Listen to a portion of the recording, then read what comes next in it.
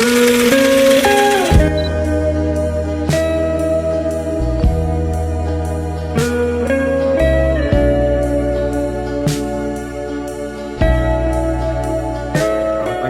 siang, selamat malam yang menyaksikan video kami ini. Kami dari kelompok 3 akan menjelaskan tentang komponen-komponen pada rangkaian semikonduktor intrinsik dan ekstrinsik yang kami rancang menggunakan LT Spice. Pada proyek ini kami membuat 3 jenis rangkaian, yaitu rangkaian semikonduktor intrinsik, rangkaian semikonduktor ekstrinsik tipe N, dan rangkaian semikonduktor ekstrinsik tipe P. Tujuan kami membuat ketiga rangkaian ini adalah untuk memahami bagaimana perbedaan jenis doping mempengaruhi karakteristik listrik suatu semikonduktor. Ketiga rangkaian ini memiliki bentuk dasar yang sama, yaitu terdiri dari sumber tegangan DC, sebuah dioda, dan sebuah resistor pembatas arus sebesar 1 kilo ohm. Namun, perbedaannya ada pada parameter model dioda yang digunakan. Karena nilai-nilai di dalam model itulah yang menentukan apakah dioda tersebut bersifat intrinsik, ekstrinsik tipe N, atau ekstrinsik tipe P. Berikutnya penjelasan rangkaian pertama akan disampaikan oleh teman saya. Terima kasih. Jadi kita lanjut ke penjelasan selanjutnya yaitu bagaimana sih cara kita membuat rangkaiannya. Yang pertama, kalian download dulu si aplikasi LT Spice-nya, lalu kalian buka new tab-nya atau new cinematic-nya di sini, atau bisa juga dengan CTRL plus N. Nah, terus kalian kan mau cari-cari rangkaiannya, jadi di sini rangkaiannya. Ntar namanya itu ada di pojok sini, pojok kiri bawah.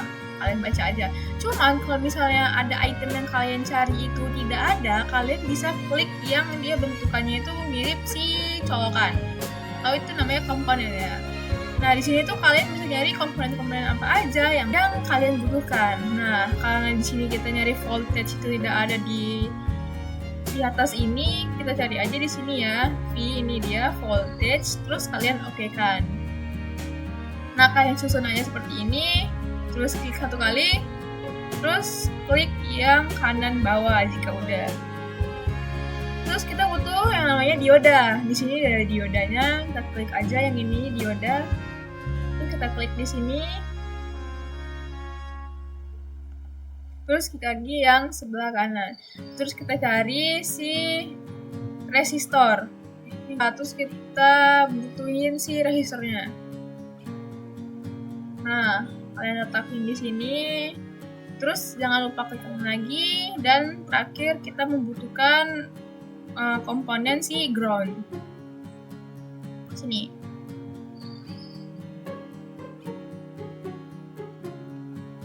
Nah, terus ini kan belum nyambung. Gimana sih nyambunginnya? Kalian ini tinggal klik yang si gambarnya tuh mirip pensil ini atau wire. Nah, tinggal kita arahkan aja dia ke kotak-kotak ini. Set. Terus ke sini juga.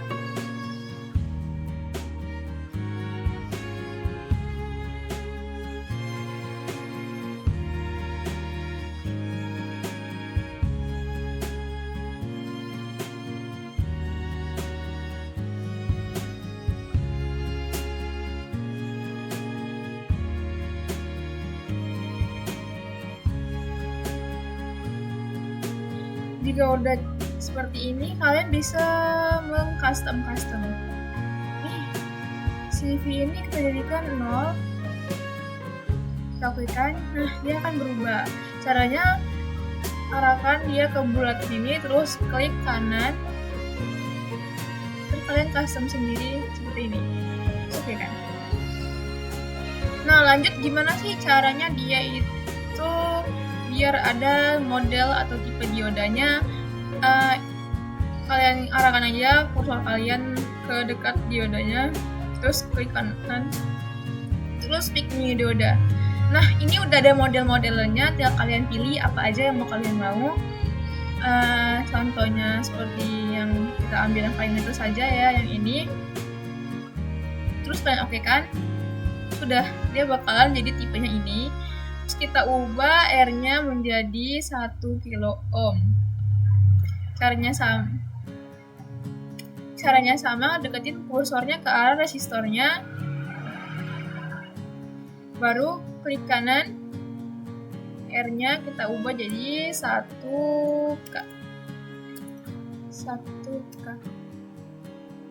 Nah, dia bakalan berubah jadi seperti ini. Kalian sudah tahu gimana cara membuat rangkaiannya, langsung aja kita masuk ke penjelasan si rangkaian semikonduktor intrinsik.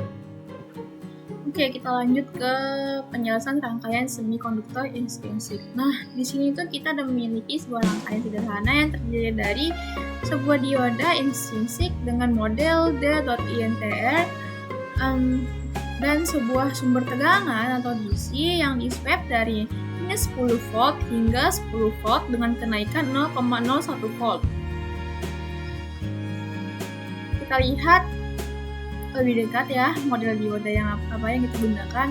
Nah, model dioda ini memiliki parameter-parameter penting, yaitu yang pertama 1E sama dengan 1E14, yaitu arus saturasi balik yang sangat kecil, karakteristik semikonduktor intrinsik. Terus N-nya itu sama dengan 1, yang berarti faktor idealisnya sama dengan 1 yang menunjukkan dioda ideal.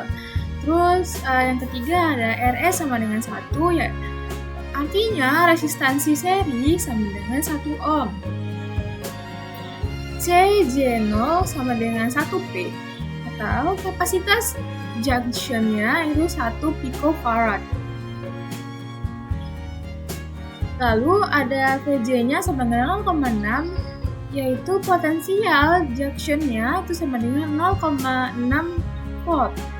Terus ada BV-nya sama dengan 50, yang berarti tegangan breakdown-nya sama dengan 50 volt.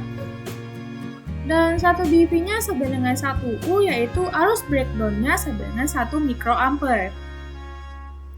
Nah, jadi simulasi rangkaian semikonduktor intrinsik ini menggunakan perintah seperti ini, yang artinya kita akan menyambut tegangan dari minus 10 volt sampai 10 volt dengan angka 10 mV. Ini memungkinkan kita melihat karakteristik dioda secara lengkap baik daerah forward bias maupun reverse bias. Oke, tahap selanjutnya kita akan ngerun si rangkaian semikonduktor intrinsik ini dengan cara kalian bisa klik di orang berlari ini ya, seperti run, atau kalian klik kursor kalian ke sini, terus klik kanan, terus kalian run. Ntar muncul seperti ini. Kita akan melihat grafiknya dengan cara kalian dekati ke sini. Ntar kita klik satu kali, nah dia bakal muncul grafiknya, terus yang bagian diodanya seperti ini, lalu di bagian lasernya. Nah, jadi seperti itulah grafiknya. Terima kasih, ini adalah penjelasan dari rangkaian semikonduktor intrinsik. Untuk penjelasan selanjutnya akan saya serahkan kepada teman saya. Selanjutnya, rangkaian pertama adalah semikonduktor intrinsik. Komponen yang digunakan yaitu sumber tegangan V1, dioda D.INTR, dan resistor R1 sebesar 1 kΩ. Sumber tegangan memberikan beda potensial resistor, membatasi arus, dan dioda berfungsi sebagai komponen utama yang mewakili bahan semikonduktor murni. Selanjutnya, model dioda intrinsik. Model dioda D.INTR memiliki parameter sebagai berikut. IE sama dengan 1E sampai strip 14, N sama dengan 1, RS sama dengan 1, CCO sama dengan 1 PV.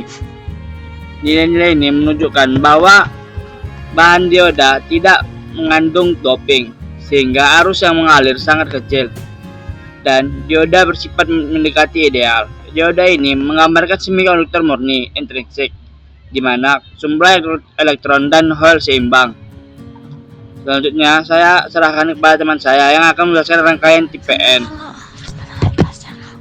Oke, selanjutnya adalah rangkaian semikonduktor intrinsik tipe P.